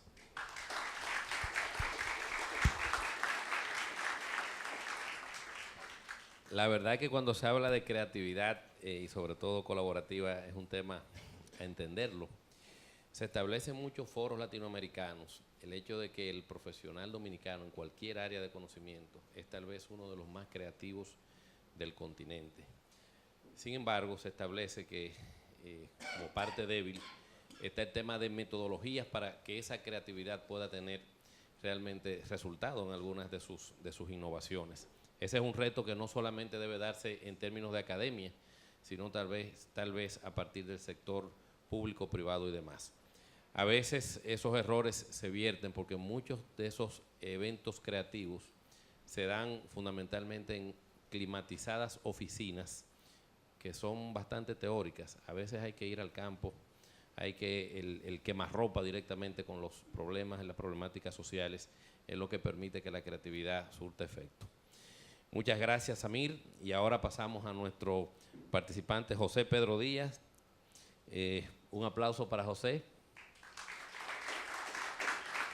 Actualmente gerente general de Dijkstra Internacional. Veo una vasta experiencia, voy a resumir por aquí. Desde 1900, no voy a decir cuándo, se graduó de ingeniero electromecánico, magna cum laude de la Pucamaima. También en esa década de los 80 completó un doctorado de ciencias de la computación en la Universidad de Louisiana, Lafayette. El señor Díaz González se unió a GTE Laboratories, ahora Verizon, para dirigir un grupo de investigaciones en aplicaciones multimedia para redes de alta velocidad. O sea, desde ese tiempo estamos trabajando estos temas de innovación. Díaz González ganó el premio más alto otorgado por GTE a sus empleados después de su regreso a la República Dominicana a principios de los años 90. Díaz González fundó varias compañías que proporcionan soluciones de hardware y software y servicios especializados para redes de telecomunicaciones, seguridad cibernética, en colaboración diversa con el comercio electrónico. En el año 2009, el señor Díaz funda Dijkstra, firma que se dedica a proveer soluciones de gestión de datos y analíticos avanzados.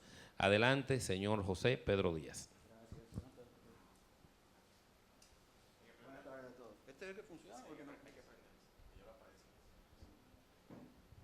Perfecto. ¿Me escuchan? Ok. Bueno, voy a tratar de no aburrirlos demasiado, especialmente que soy el último charlista de la tarde y me imagino que deben de estar bastante cansados. Mi charla esencialmente trata del tema de Big Data. Carlos en su presentación utilizó una portada, me parece que era de Time o The Economist, donde se presentaban plataformas de extracción del nuevo oro o del nuevo petróleo, que son los datos. Pero cada una de esas plataformas, de las compañías que estaban representadas en esa plataforma de extracción, tiene por detrás refinerías. Refinerías de las cuales toman los datos que nosotros producimos y los dispositivos con los que andamos producen, los analiza, los compara y genera productos que entonces nosotros mismos consumimos. Es perfecto, producto, un ciclo perfecto. Nosotros generamos los datos que después ellos utilizan para hacer productos que después nosotros compramos. Y esa refinería está basada en este concepto de Big Data. Voy a tratar de ser bastante rápido sobre el tema y voy a comenzar por presentarles un poema de Kipling, que es un autor de poemas para niños que se llama I Keep Six Sonnets Serving Men. Y básicamente el poema comienza diciendo que mantengo 6 hombres que son honestos, que ellos me han enseñado todo lo que yo sé, y sus nombres son qué y por qué y cuándo y cómo y dónde y quién. Y yo creo que debimos haber comenzado estas reuniones quizá por este poema de Kipling. ¿Qué hacemos aquí? ¿Por qué? ¿Para qué? ¿Quién lo va a hacer y cuándo? Si esto no se define de un principio, cualquier iniciativa es inútil. Entonces, lo que yo voy a tratar de hacer es usar este poema como base, porque curiosamente después de que lo puse, me di cuenta que tenía varias partes que tenían mucho que ver con el tema de Big Data. La última quizás es la más representativa, donde el poema está escrito hacia un niño. Ustedes saben, los que son padres o han tenido, en el caso mío tengo nietos, pues saben que los niños en una edad específica todos días, papá, ¿y por qué? ¿Y cómo? ¿Y dónde? ¿Y qué sé yo cuándo? Entonces aquí básicamente la última frase dice, Yo tengo una niña que básicamente lanza todos los días, desde que se despierta, 1 millón cómo, 3 millones de dónde y 7 millones de por qué. ¿Ok? Y eso básicamente es lo que hace la refinería de Big Data, el contestar esa pregunta. Este es el sueño de cualquier compañía que venda productos para IoT, para ciudades inteligentes. Una ciudad llena de sensores, en cada luminaria hay un punto de Wi-Fi, las luces se activan cuando voy pasando, la intensidad de la luz que está utilizando luminarias LED cambia dependiendo de la hora y del volumen de tráfico. Tengo sensores en los semáforos, sensores de temperatura, medidores de agua inteligente que funcionan con la corriente y me están diciendo cuando tengo problemas de filtración y cosas por el estilo. Esta es una ciudad ideal inteligente. Esta es una ciudad donde probablemente el alcalde se está ahogando en datos. Esa no es la realidad de nuestro país, para el que tuviera alguna duda. Nuestros alcaldes no saben qué son los datos, en su gran mayoría. Y si acaso tienen una manguerita de media pulgada, que es lo que les llega. ¿Por qué? A diferencia de estas ciudades, como Tel Aviv, Singapur, Barcelona, París, Viena, nuestras alcaldías realmente no controlan nada. En estas ciudades la alcaldía controla el metro y el transporte público, la electricidad, el agua, la policía, aparte de la basura, obviamente. Pero nuestros alcaldes, y por favor los que sean alcaldes, siéntanse en libertad de corregirme, nuestros alcaldes básicamente no tienen control sobre ninguna de las entidades que pudieran generar datos para que las ciudades hicieran un mejor trabajo o hicieran su trabajo de mejor forma. Entonces, ese es el primer reto que hay que resolver desde este punto de vista de la ciudad inteligente. Porque ¿quién obliga? Ni siquiera las entidades que por ley están obligadas a utilizar datos de terceros. Aquí hay superintendencias, no voy a mencionar cuál, que están obligadas a captar datos de entidades de servicio, analizarlo y publicarlo. Y por ley esas entidades de servicio, que son entidades públicas, no les dan esos datos, que la ley manda que les den. Entonces, si la ley manda que algo se haga a una entidad pública y esa no la hace, ¿cómo podemos pensar que vamos a llegar aquí sin resolver ese problema? ¿Ok? Entonces, eso solamente para, digamos que ponernos a pensar un poquito.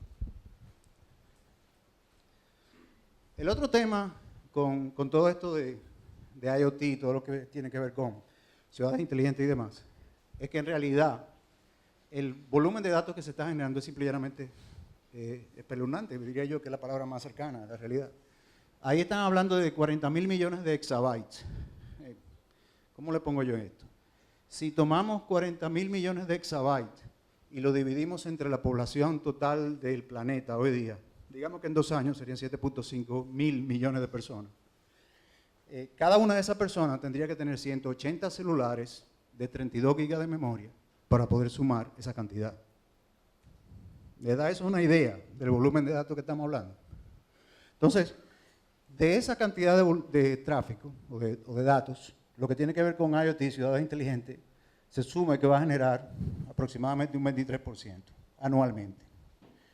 Y que eso va a tener un valor económico, según una firma de consultores muy famosa, que se llama McKinsey, de aproximadamente 11.3 billones de dólares, como nosotros los latinos le decimos a los billones, que son 1 millón de millones.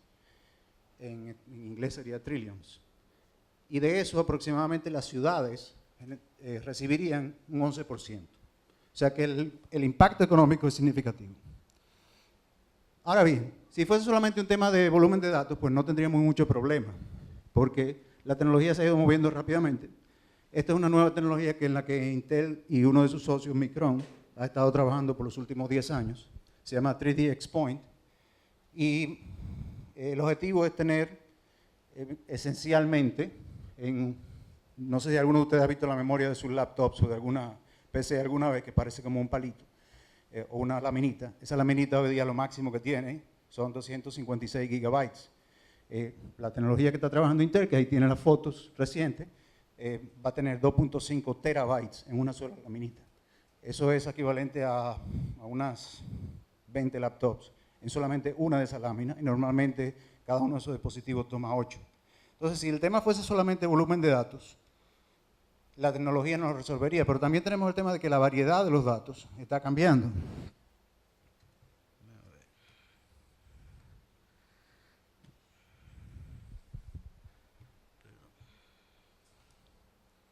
Okay. Porque no solamente es el hecho de que tenemos mucho volumen de datos, sino que también tenemos datos en tiempo real, de cosas que están pasando continuamente, que tenemos que utilizar de forma inmediata. Por lo tanto, tenemos por lo menos dos ejes de variabilidad. Uno es el volumen, otro es la velocidad, y después tenemos otras dimensiones adicionales en las cuales no voy a entrar. Pero la mayor parte de esto que constituyen la parte más relevante que pasan hacia la derecha, tienen que ver con información que son generadas por dispositivos, por sensores, que es el tema de hoy, y texto, imágenes y cosas por el estilo, porque ya en realidad los humanos con las transacciones que tradicionalmente generábamos no somos los que estamos generando más datos, las máquinas son los que están generando más datos. Déjenme darle un ejemplo. En el país, quizás lo más cercano fuera de una compañía de telecomunicaciones que tenga 5 millones, Manuel quizás me puede ayudar más en eso, pero tiene 5 millones, 4 millones de usuarios, probablemente genera 40, 50 millones de registros diarios. La compañía de electricidad, Edesur, tiene a la fecha unos 100.000 contadores inteligentes que generan unas 20, 25 variables cada 15 minutos, o sea, son 4 puntos multiplicado por 100.000, son 400.000 por hora, multiplicado por 24 horas, son 10 millones de registros diarios, ¿verdad? Entonces, cuando ya comenzamos a trabajar en este tipo de cosas, tenemos que preguntarnos, bueno, muy bien, generamos esa cantidad de datos, pero ¿por qué tenemos que guardarla? Aparte del hecho de que nos gustaría comparar resultados o tendencias de un año versus otro y cosas por el estilo. La realidad es que la importancia de guardar toda esta información, especialmente para esos grandes, digamos que proveedores de servicios como Facebook, Amazon y demás, es que ellos usan esa información para predecir el futuro, para tratar de identificar tendencias de los productos que después nos van a vender a nosotros. En el contexto de lo que estamos haciendo, pues el tipo de datos que se guardan más frecuentemente son datos de serie de tiempo para poder aprender comportamientos de dispositivos, pero también imágenes satelitales y otro tipo de información acerca de terrenos, construcciones y demás que nos pueden ayudar para determinar qué tipo de construcción tenemos en diferentes sitios, qué tipo de material se están utilizando para los techos, área cubierta y ese tipo de cosas, sin tener que enviar personal de campo a ver cada una de esas estructuras y poder juzgar cuánto hay de construcción. El tema de Big Data esencialmente, digamos que tiene significado desde el punto de vista de la tecnología, cuando examinamos cómo nosotros, como las empresas y las instituciones tradicionalmente han comprado sistemas de información. Tradicionalmente, cuando usted tiene una empresa o tenía una entidad de servicio, lo que sea, cada cierto tiempo hacía una planificación de lo que iba a consumir y si tenía un servidor, que ponga la analogía de una caja, una nevera, pues simplemente planificaba y compraba una nevera más grande. Y cada vez tenía que comprar una nevera más grande. Cuando surgen todos estos proveedores de Internet, obviamente ese modelo no es escalable para ellos. Y comienzan a investigar en cómo pueden utilizar otras tecnologías que vienen del área de lo que en computación se llama High Performance Computing o computación de alto rendimiento, que es lo que se utiliza para predecir patrones de clima y cosas por el estilo, y comienzan a aplicar algunas de esas técnicas a todo lo que tiene que ver con el cálculo, y esencialmente cambian el modelo de computación a un modelo en que cuando yo necesito enfriar algo más, en vez de tener que comprarme una nevera más grande, compro otra nevera y la pongo al lado y las conecto, y el frío se reparte, por decirlo de alguna forma. Y de esa forma puedo crecer incrementalmente y puedo escalar hacia adelante o hacia atrás en cuanto a la cantidad de recursos que voy a necesitar. Y de ahí viene todo el tema de Big Data. Esencialmente el problema de Big Data es, imagínense que ustedes tuvieran un archivo que simple y llanamente no cabe en un disco de una computadora. Y por lo tanto tenemos que agarrar ese archivo y distribuirlo entre N computadoras y hacer que en cada una de esas computadoras corra un proceso que analice esos datos de forma inteligente. ¿Okay?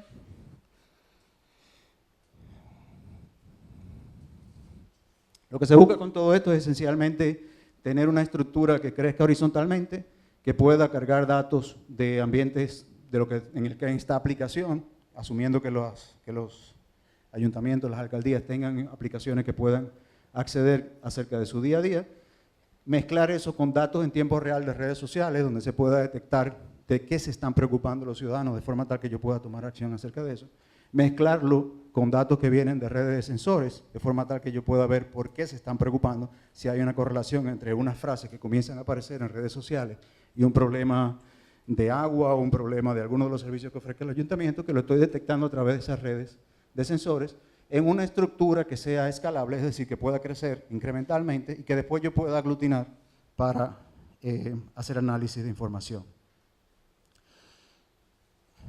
Si fuéramos a hacer una analogía de cómo funciona esto, creo que lo más cercano que todos entenderíamos es calcular el promedio de una cantidad. Imagínense que tengamos 1.400 millones de registros y que cada uno de ustedes es un servidor, un nodo en cada una de esas farms. Y a uno le doy 100 millones, a otro le doy 200, a otro le doy 400. Ustedes saben que les di unos datos, pero no les dije cuántos datos les di. Lo cual, si quieren calcular el promedio, no pueden simple y llanamente calcular el promedio de lo que yo les di y devolvérmelo. Tienen que sumar la variable y después decirme cuántas fueron, para que entonces yo sume cuántas fueron, sume todo el monto total, lo divido y ese es el promedio. En otras palabras, uno no puede sumar promedio. ¿Ok? Entonces, ese proceso de cómo yo defino un cálculo, cómo yo lo estructuro, es parte del framework de Big Data. Hay dos esquemas, uno de ellos se llama Hadoop, el otro se llama Spark, no voy a entrar en detalle. Aquí puse una lámina con retos, que son los retos ya sea técnicos, tema de modelo predictivo en tiempo real, cómo utilizo esto para detectar cambios en tiempo real de infraestructuras. Si por ejemplo tengo un puente y tengo sensores que me miden qué tanto se está estirando la estructura, puedo utilizar eso para predecir que puede haber una falla dentro de las próximas 24 horas y enviar a alguien a que haga algo antes de que pase. Tenemos retos de ofuscación y anonimización de los datos. Cuando generamos estos datos ¿de quién son? ¿Son nuestros? ¿Son del dueño del dispositivo? ¿Son del dueño de la aplicación? ¿Cómo podemos asegurarnos de que no se usen después en contra nuestra? Y también el tema de edge computing y demás. Desde el punto de vista social, yo siempre me pregunto, especialmente cuando estoy tratando de, en una hora de tráfico, de entender por qué alguien decidió que yo era una vaca en vez de un humano y puso un cable cruzado ahí para que yo no me metiera, si realmente tiene sentido un small city donde no tenemos educated citizens. Entonces, hay un tema de educación que hay que trabajar bastante. El otro tiene que ver con el tema de control de acceso a los datos personales. Yo no sé si ustedes saben que, por ejemplo, en China ya está saliendo, se ha hecho muy famoso más recientemente, pero tiene varios años en eso. Venezuela lo anunció en esta semana. Tienen un sistema de credit scoring, por decirlo de alguna forma, para el ciudadano. En otras palabras, alguien está decidiendo si usted es un buen ciudadano o no. Y si usted no es un buen ciudadano, usted no puede ni siquiera comprar ticket de metro o de avión. Tiene que tirarse a pie o en bicicleta. Entonces, son incentivos para que la gente funcione de acuerdo a cómo alguien decide que debe funcionar. Y ahí los temas de animación y privacidad son importantes. Y ahí tiene todo un tema de mezcla con ese tipo de cosas. No quiero tomar más tiempo, solamente, ya que veníamos en un ambiente académico, focalizarnos en oportunidades. Pienso que una de las oportunidades, y de hecho esta gráfica lo muestra desde enero de este año, la referencia está abajo para los que sean curiosos, pero de los proyectos reportados de Smart City en este año, 39% son en temas de tráfico. O sea que no somos los únicos que tenemos problemas graves que tienen que resolverse. Y creo que hay oportunidades para las entidades locales que están en eso. No sé si ustedes conocen una aplicación que se llama Waze. La mayor parte de quien ha estado en un tapón alguna vez en su vida ha usado Waze. Waze es una empresa de origen israelí que Google es la dueña. Pero eso no es noticia.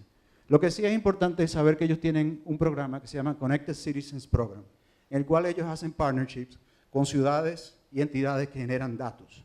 En otras palabras, si usted tiene información de uso de semáforos que a usted le gustaría compartir con Waze, pero al mismo tiempo quiere los datos de Waze para poder utilizarlo en la planificación de su ciudad, Waze está dispuesto a ser su partner.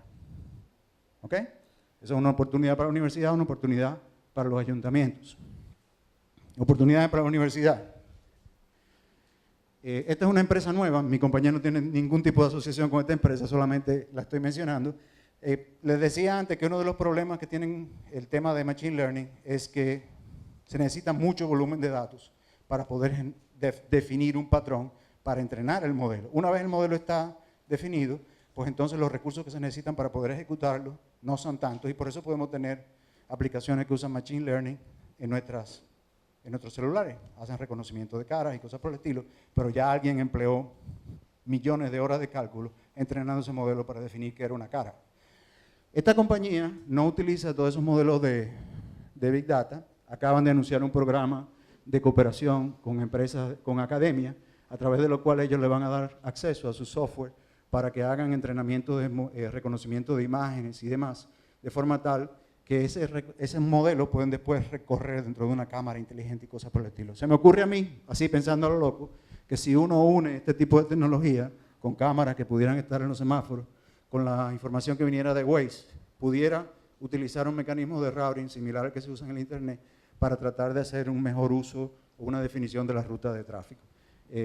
Creo que eso es todo lo que tengo por aportar por el día de hoy. Muchas gracias por su tiempo. Veo que todavía quedan algunos aquí, así que asumo que no los aburrí demasiado. Fuerte aplauso. Este panel comenzó con un slide que puso Carlos Pared que decía, imaginen en términos de gestión cuántos retos se plantean, gestión que ha sido establecida durante toda la mañana y la tarde en Santiago, la hidalga de los 30 caballeros, como una vez se llamó. Me comentaron eso.